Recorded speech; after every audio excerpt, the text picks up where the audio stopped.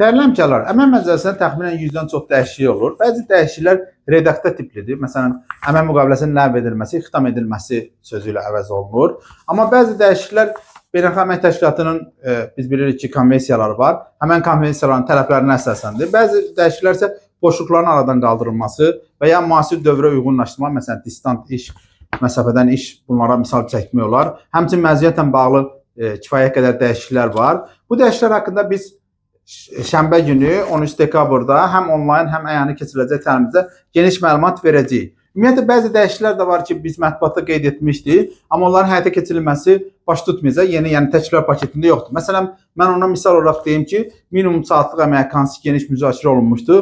Əmək məcəlləsində təklif olan dəyişikliklərdə həmən anlayışa yer verilməyib, yəni yəqin ki, saxlanılıb mexanizm hazırlanandan sonra tətbiq olunacaq. Bütün dəyişikliklər haqqında isə məlumatları biz, yəni addım-addım şənbə günü keçiriləcəyimiz həm əyani, həm onlayn formada tematik təlimimizdə sizə məlumat verəcəyik.